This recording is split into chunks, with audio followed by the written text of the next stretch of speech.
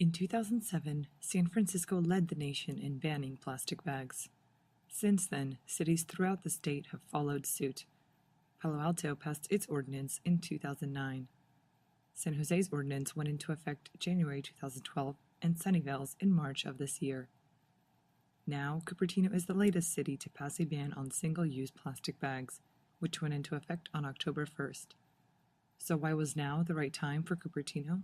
Yeah, I think it was to see how it was accepted in some cities. Right now still there are minor changes going on with their ordinances just to adapt to how things are working. So I think following and not being the absolute leader on it helped. To get the city prepared, Cupertino did a lot of outreach prior to the ordinance taking effect by hosting question and answer sessions, a website, and signage in the parking lots. They also released this PSA highlighting the changes. Does this image look familiar? If so, then you have seen plastic bags like these floating in our creeks and waterways. The City of Cupertino, in collaboration with retailers, will implement a reusable bag ordinance beginning October 1st, 2013. Mandates from the California Regional Water Quality Control Board also propelled Cupertino to take action. To comply with regional stormwater permit requirements, city officials must devise a plan to reduce the amount of litter that could end up in the bay. Their targets: a 40% reduction by 2014, 70% by 2017, and 100% by 2022. In order to meet those requirements, the city voted to eliminate thin carry-out bags. Many cities are also organizing creek cleanups to help with trash reduction efforts.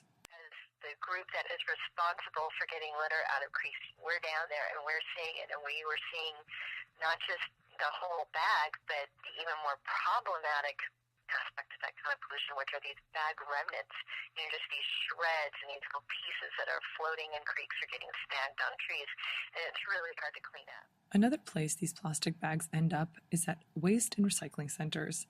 At Sunnyvale Materials Recovery and Transfer Station, also known as the Smart Station in Sunnyvale, plastic bags often get stuck in the large machinery that is used by the center to sort through trash. In the trommels, there are holes to separate by size, and the plastic binds up those holes. It wraps around the holes. So every day we have to go clean it. And that's a 3 or 4 hour job, just cleaning the trommels, because you can't, once the holes are bound or are clouded, then it won't sort anymore. So the sorting is not effective. Some cities that ban plastic bags have already seen the effects. San Jose, which passed its ban in January 2012, saw an 89% reduction of bag litter in the storm drain system, 60% in the creeks and rivers, and 59% in the city's streets and neighborhoods, according to a study released by the city. So far, reaction from Cupertino residents and businesses has been largely positive. But not everyone is a fan of the city's reusable bag ordinance. Because I was penalized for other people's carelessness. I'll tell you the other thing that kind of bothers me a bit is the fact that, okay, so fine, we can't get the plastic anymore. So why do I have to pay for paper? You see, that's a gimmick. For some, the reusable bag ordinance in Cupertino couldn't have been passed soon enough. I felt strongly about it, and I pushed getting it on our agenda earlier than maybe others would have liked. I mean, to me, we're living on one planet.